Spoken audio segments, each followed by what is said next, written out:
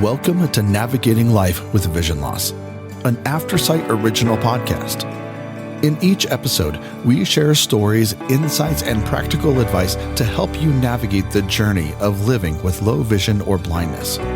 Together, we'll embrace each step with courage, grace, and hope. Hello, everybody. Welcome back to another episode of Navigating Life with Vision Loss. My name is Jonathan Price. I'm the podcast producer here at AfterSight. And man, we are so excited to have you back with us for part 2 with Julie Reiskin, talking about local and state advocacy and what you can be doing on a legal front when it comes to advocating for your rights in the blind and low vision community. It has been an amazing time talking about advocacy in this 16-week series. And I want to preface all of this by saying coming fall of 2025, starting in September, we are going to be releasing a new series entitled Safety. And this series is going to be covering everything to do with safety, from IT solutions to Social Security to technology to you name it. Safety-wise, we're going to cover it. So be on the lookout for that. But in the meantime, enjoy the last few episodes of this amazing 16-week series entitled Advocacy.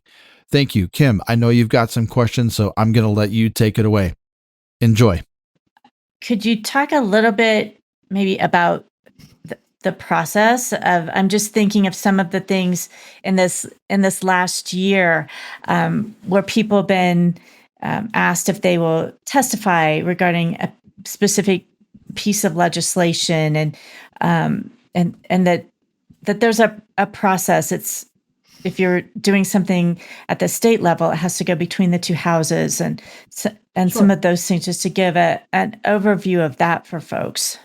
Sure. I can give a quick overview of the process. So it starts with, again, someone has an idea and you have an idea, and then you write a little concept paper, 1 page. Then you find a legislator who wants to sponsor it. And you need a sponsor in both chambers. So I'm talking state legislation, the House and the Senate. You want to find sponsors based on people that care about your issue, but also that have the juice to carry it through. Mm-hmm. Different kinds of things might require different kinds of sponsors. They will then draft a bill. They call it putting it to paper, although of course it's all electronic.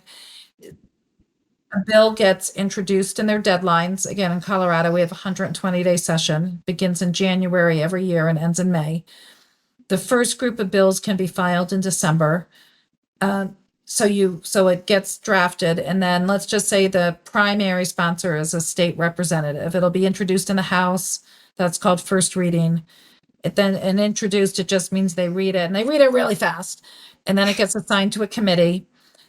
If there's money involved, it has to go to 2 committees. It has to go to the committee of reference, which is kind of the policy committee.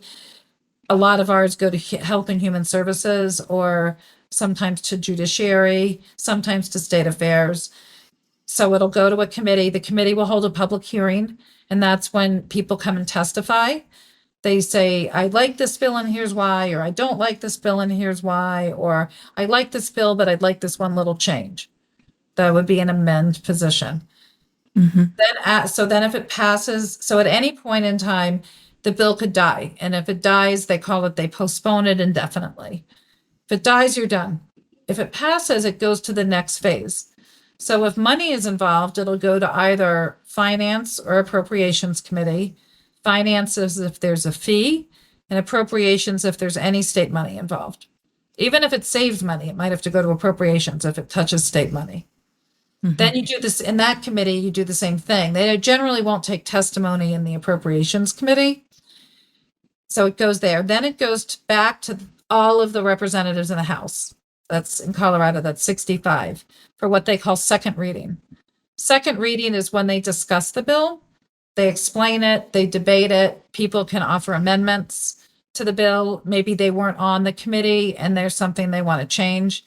They can offer an amendment, they'll talk about it, they'll vote on it. If it passes second reading, then it goes to third and final reading. That is supposed to be less discussion and more of a formal vote. Now, sometimes it turns into more discussion than they want, especially when it's a controversial bill and someone doesn't like it. One of the things you can do if you're in the minority, whichever side's in the minority at the time, is you run a lot of amendments and you ask a lot of questions and you just keep talking about it, kind of to waste time. And the saying is, if what the party that's in control gets their way and the party that isn't gets their say.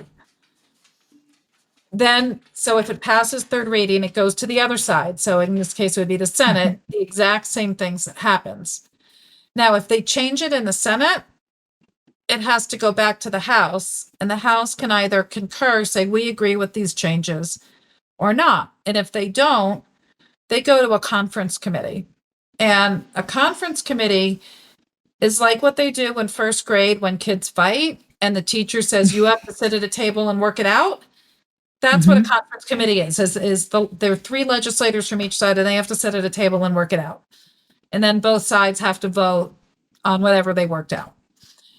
And then if that all happens, then it goes to the governor who can sign it, veto it, or let it become law without his signature. And usually if he does that, he'll write a long letter saying why, basically saying, I'm not going to veto it, but here are the 15 things I think are wrong with it. Or here's why I really don't like this. So that's the quickie of how a bill becomes a law in Colorado. The federal law process is more complicated. We probably don't have time to get into that. It's more complicated, but it is similar in that, introduction their committee structure is much more complicated. Committee structure, the whole body going to the other side. And then, again, city councils and counties have their own processes, but it's always going to be an idea gets introduced. There's some kind of hearing. There is a discussion, a vote with a discussion, and then it goes to the top. So it's always that follows along something like that. Mm-hmm. Well, and how important is testimony or public comment? I feel like there are folks that they are ready to go. They want to tell their side of things and they are ready to go and tell their story. And sometimes they might not understand that there are venues to tell your story that you can be more lengthy. But if you're at a public hearing or testimony, that there are rules about that and limits to that. And then there are the folks that they may have a great story to tell, or they feel very passionate about a bill or a policy, but they're just not comfortable. They hesitate to get up and speak in front of people. And so maybe if you're considering whether you're excited to give testimony, or maybe you're feeling a little reluctant about how testimony works and that it is actually very structured. Thank you. Yes, you have 2 minutes or sometimes 3 minutes to give verbal testimony. If you don't want to speak in public, you can always give written testimony, and you can submit anything. You can submit a letter of any length in written testimony. The purpose of testimony is generally to get things on the record and answer questions that committee members might have. Most legislators' minds are made up by the time they get into the hearing. People have counted votes. So people say, well, why should I bother? Well, it's very important because it helps them understand what the issue is so they can explain to their colleagues when they're on the floor debating it. And it also is a way to make sure that they all understand what you're trying to do in case there's opposition, so that they can say, well, no, that isn't really the purpose. We heard in committee, or when they're justifying how they voted on something. Well, we heard in committee this was a big problem. Or we heard in committee that this program is going well and we need to keep it, or whatever it is. So if someone's new, so first of all, we always say to people, listen to a hearing or two first before you testify. They're all recorded. You can listen to old ones. You don't have to wait, physically go. We always tell people to practice, to write out what you're going to say and practice it and time it. because it's really easy to be at 6-8 minutes when you think it's only 2. Until you Mm-hmm. time it, it's very hard to understand how fast 2 minutes goes by. It really is. Having done it myself, yeah, even when you practice and you've gotten it under those 2 minutes, you get in front of everybody and it's easy to go over, and they will stop you. But practice also helps that, just in terms of being nervous, when all of a sudden you have a whole committee looking at you. Yes, people also shouldn't be offended if legislators get up while you're talking and walk out of the room, or if no one asks you a question. They're multitasking a lot of things, and that doesn't mean that they're not listening. It might sometimes mean that they're not listening, but it's not personal. Mm-hmm. Sometimes they're in hearings for like 12, 14 hours, and they need to take care of their own needs. And so it's Right. not personal. Are there some cases where they allow videos? I know you mentioned they allow written letters, written testimony. Did they ever allow video testimony? Our system that we use for people to send messages does have a video component. I don't know. We might put something like that together if there was some need for that, and then send it. But I don't know that you can do that through the legislators portal. I don't know that you can. I just don't know the answer to that. Okay. And maybe I've seen it through your system. Yeah. We do that particularly for communities that don't prefer written language. So, for example, the deaf community, sign language is not a written language. And Right. people do better giving testimony in ASL. And so we would have them submit a video in ASL, and then we would have an interpreter write it or caption it. Right. So that makes sense. ASL speaker, like I don't know ASL. So if someone was speaking in sign language on a video, I wouldn't know what they're saying unless there was English captioning or Right. a voiceover or something. Right. Right. Are there other places that people can use to tell their stories that you recommend, that they may have more than 2 minutes? Absolutely. So one thing people can do is they can meet with their legislator in person, one-on-one. Just do it off session. Do it in June, July, August, September, October, November. The legislators love to do that. And we think that's a great way for legislators to understand the disability community better. So that's one way you can tell your story. On many issues, organizations like ours have what we call story banks, and we collect stories and then use them as needed in all different ways of advocacy. So, for example, right now we're very focused on saving Medicaid at the federal level. So we have a story bank of all kinds of people, so that when a report where we've already collected their stories, we sometimes their pictures, we have all this information. So when a reporter calls and says, I would like to speak to someone on Medicaid who lives in a rural community, who has a child who is blind, or so, like they want a thing that we can go through and we can say, here's a person that can tell you their story, and here's what they submitted, but you can call them. Right. And we will have briefed the person on how to talk to the press. So those are ways to join story banks is really the best way. But get to know your legislator when they're not in session. Same thing with your city council people or county commissioners. That's really the absolute best thing to do. Same thing with even people running, in other forms of government. I know, again, I'll use the National Federation of the Blind as an example. There are a number of members that they've gone to every single RTD board meeting.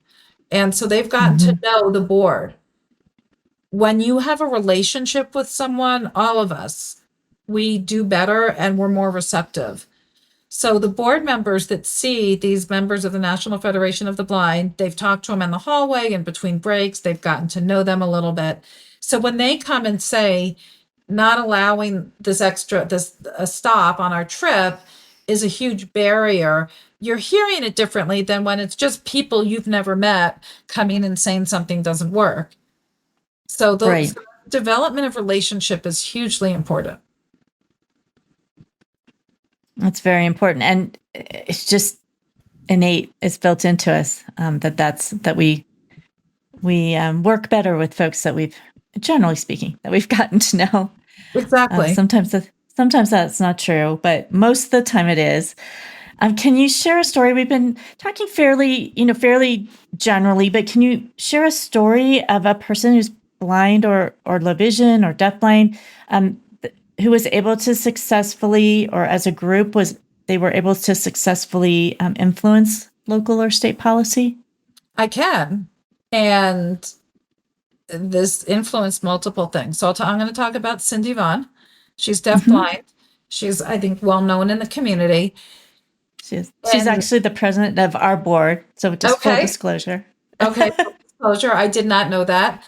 And I believe it was November of 2023, all of the people in the deafblind community who were using SSPs,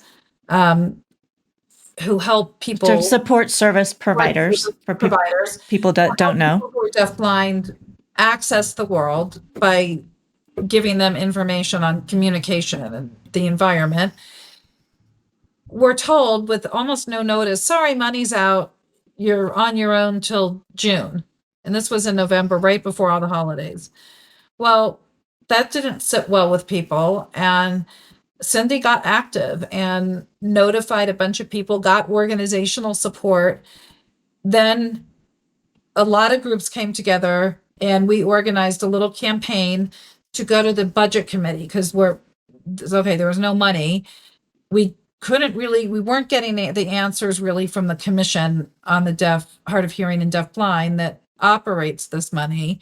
So we went to the state budget committee and engaged in a campaign that created $1 million additional funds, 500,000 for the first to take them until July 1st of 24, and then another 500,000 for the next year.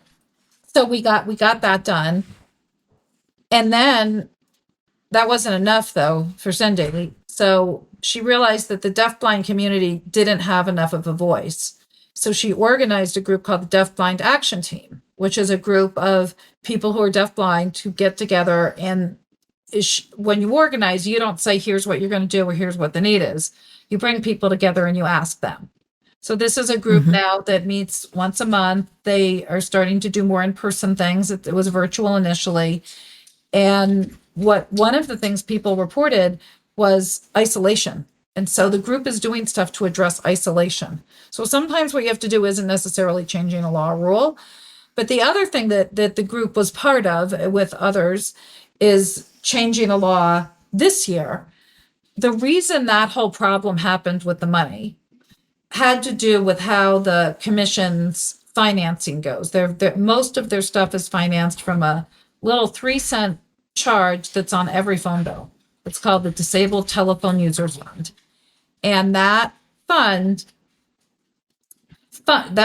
pays for all of these services like SSPs, like interpreters in rural areas, the talking book library, the hard of hearing equipment, a lot of services. But because of our tax structure in Colorado, we're only allowed to take in so much revenue, or that has to do with the Taxpayer Bill of Rights. And if you want to know about that, the Colorado Fiscal Policy Institute is great at explaining that, and they have really cool tools on their website.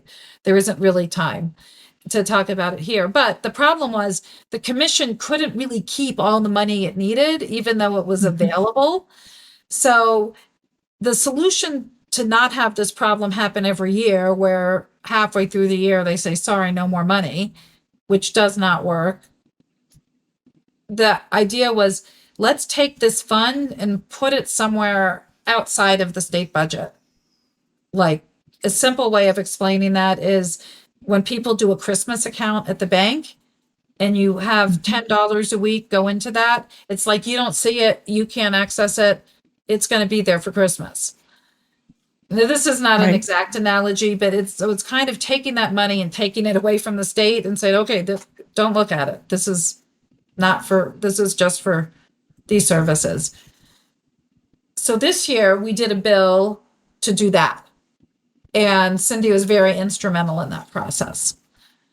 Mm-hmm. Had Cindy not raised the alarm about what was happening with the commission, nothing would have been done. It would have just gone on. And it was not just deafblind. So sign language interpreters had gone months without being paid. There are a lot of other problems. This also led to the Department of Human Services realizing we need to pour a little bit more into the commission.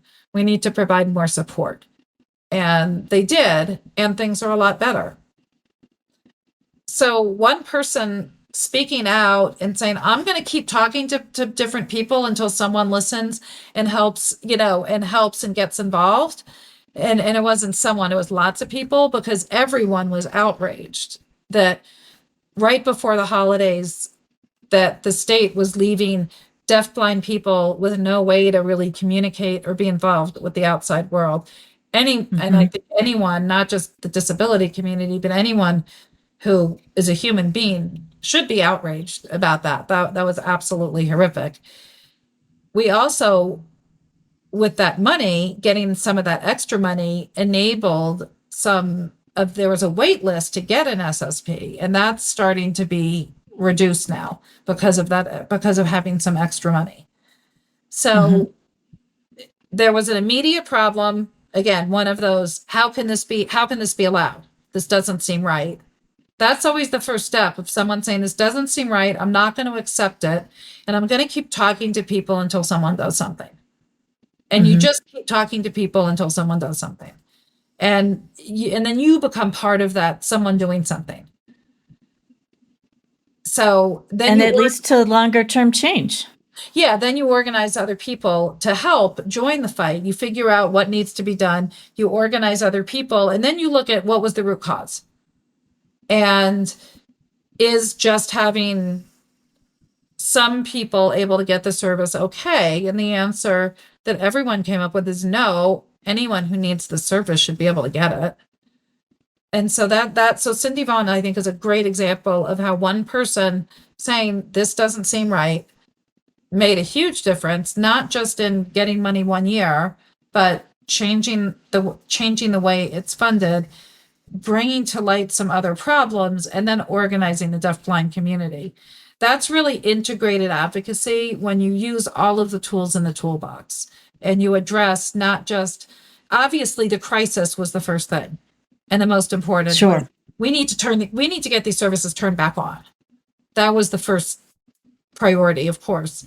But then if it had just been left at that, probably the same thing would have happened this year and every year. Right. It just would be an ongoing problem. March. But and when I should have said the state year starts July 1 and goes to June 30th. So when they say there's a problem in November for the rest of the year, that wasn't 6 weeks, it was half the year. Yeah. People might not realize that. Yeah, it was for half of the year. Maybe let's just touch on a couple things that even after hearing all this and how important it is and how much of an impact even one person may have, especially when they are able to get others to join them. I think one of the fears is that, and especially if you've had an experience where you've tried to speak out and you just weren't taken seriously. And so they hesitate because they think, oh, well, the legislator is not going to take me seriously or, be respectful of my opinion. What do you do? What do you do? I mean, how do you overcome that? Because it can happen. It's not something where you say, oh, well, that will just never happen.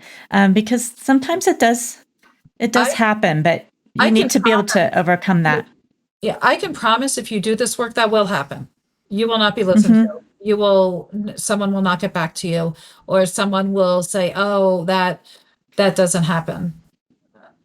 As right now, as we've been having meetings where we are looking at people who are voting to cut Medicaid by $880 billion over 10 years, and people are looking at us saying, oh, the services for the disabled won't be cut. Well, the services for the disabled are the most expensive, so of course they're going to be cut. And no matter what we say, we're not being heard. There are times when you're going to reach out and people just won't even call you, get back to you. That will happen. That is part of the process. So understand first that it's going to happen, and it happens to everyone. It's not personal. The more people that are together, the less likely it's going to happen. So that's why joining groups is so important. But know what's going to happen is the first thing. Then you want to learn. You want to watch, again, go to the Capitol or City Council, watch hearings, listen to hearings, see how it works. Get to know just one legislator. Ask them, what do you listen to? They'll tell you, they'll talk to you, particularly if you're doing like a one-on-one meeting when it's not during the legislative session. And then show up. People gain credibility by showing up. So when they see you there on a regular basis, they're going to listen to you more. If you show, and not just at the Capitol, they have town halls all year, often on weekends. Show up, ask to get on their mailing list, show up at their town halls, ask questions. That's how people gain credibility, is by being there, is by being present. And but one thing we can guarantee is you'll never be taken seriously if you don't participate. Like that's one way to know that you so true. You have to show up. Is if you don't participate. And how have you, because I'm sure, again, this has happened to you. It happens to everyone who's done any amount of advocacy. The process can be slow. Progress can be slow. How do you stay motivated when it seems like things aren't happening or aren't changing? And yet there's still potential that they could.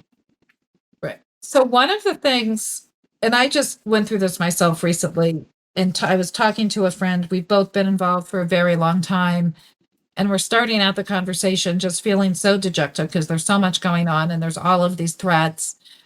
And then we started talking and realized how much had changed over the years. So one thing I would say is talk to an old timer, talk to one of us who's been around, who can talk about what we didn't used to have. We didn't have any SSP at all until Cindy and some other people got involved several years ago and got that program. We didn't always have a commission on the deaf part of hearing and deafblind. There was a time when we didn't have the Americans with Disabilities Act. There was a time when we've only had digital accessibility laws in Colorado for a few years, and it's just now being implemented. So there were times, it wasn't that long ago that we really didn't have a lot of the stuff that we have now. And if we look at the sea change that can happen, it's really pretty incredible. So it's only been 35 years since we've had the Americans with Disabilities Act. Society has hugely changed.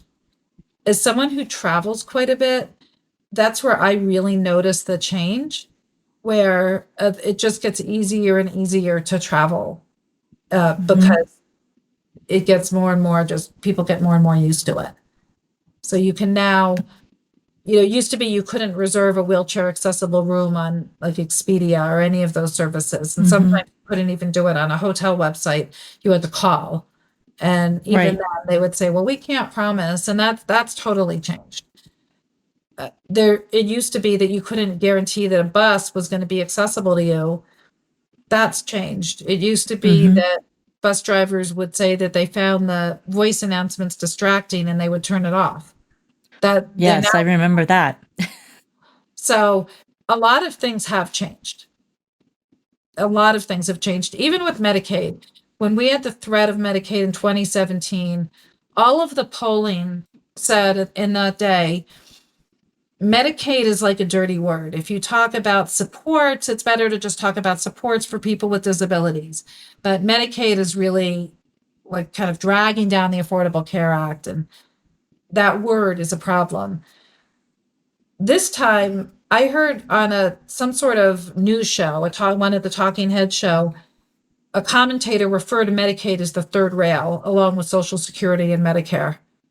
That's from Mm. 27, that's 8 years, 2017 to 2025.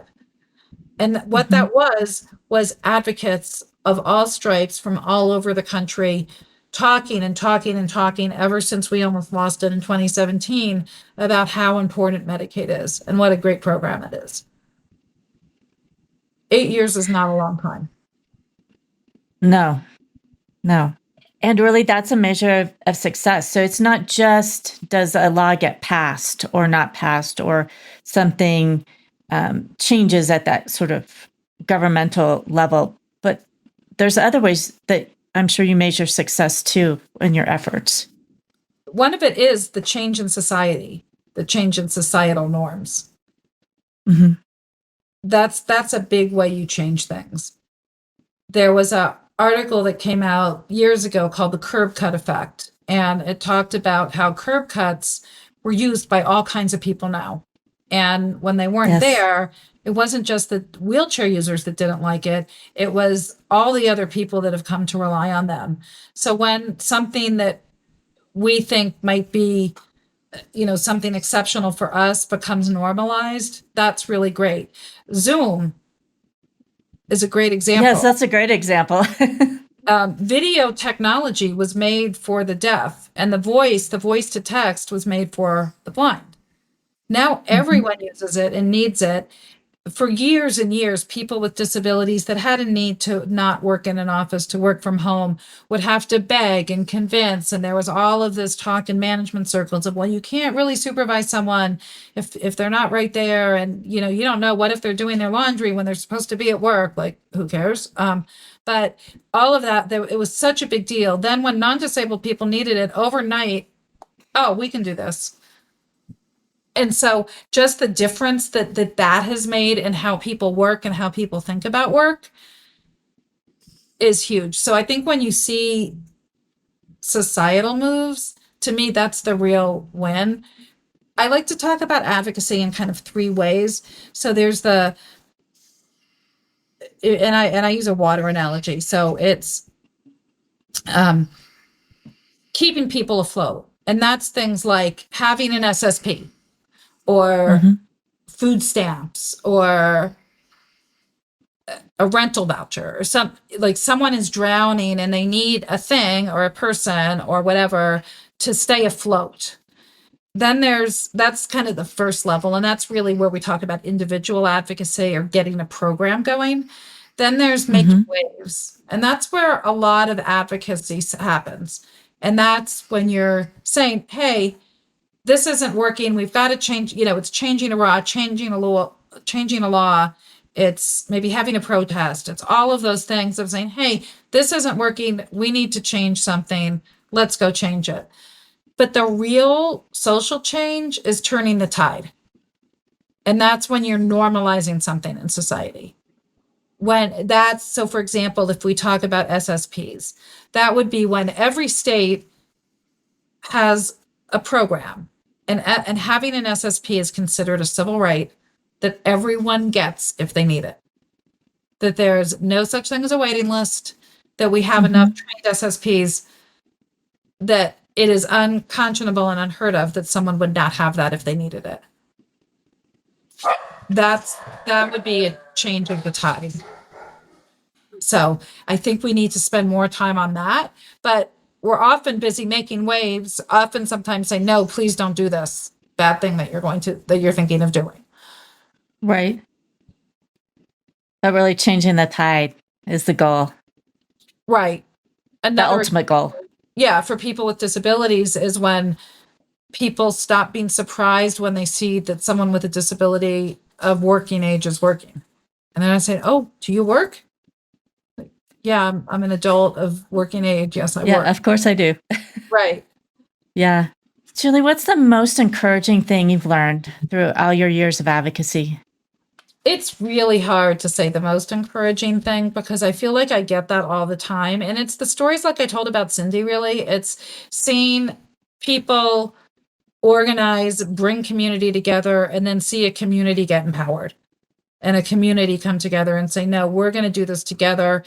And then seeing other people take leadership and grow and find their voice, that never stops encouraging me.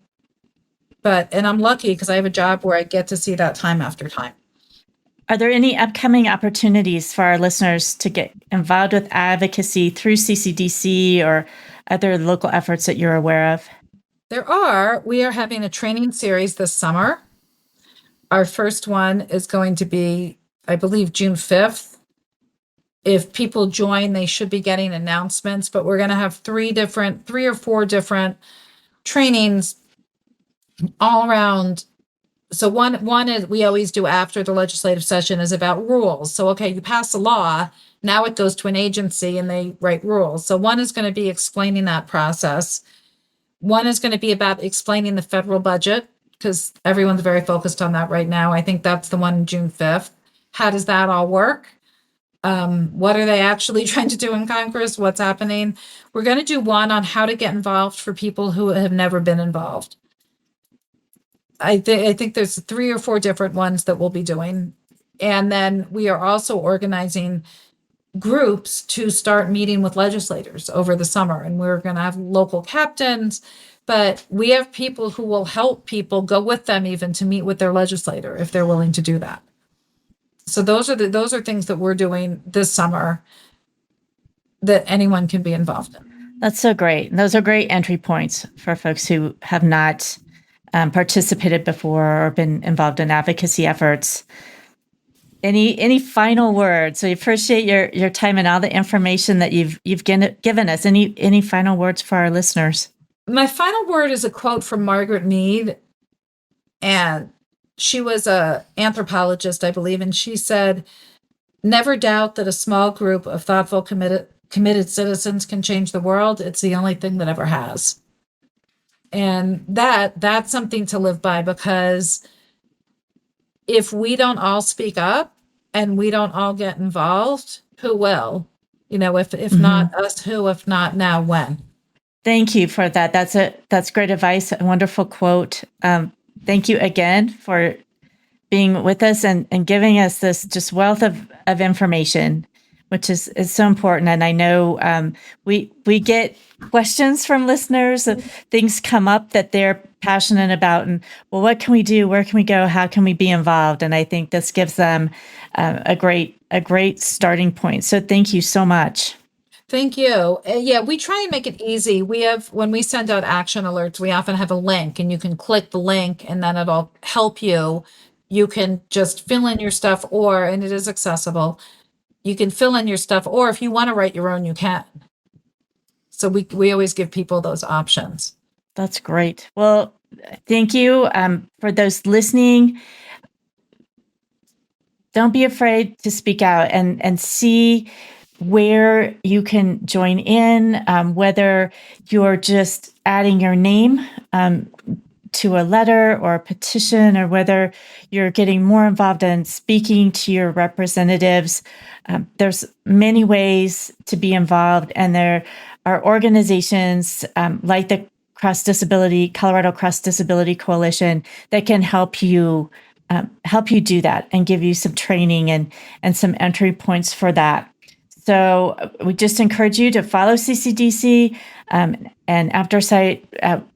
You can listen to our other advocacy programs, and we'll have some other advocacy tools for you. Next week, we continue on. We're not done yet with advocacy. Next week, we're talking about youth advocacy. So advocating for youth, but also teaching youth to advocate for themselves.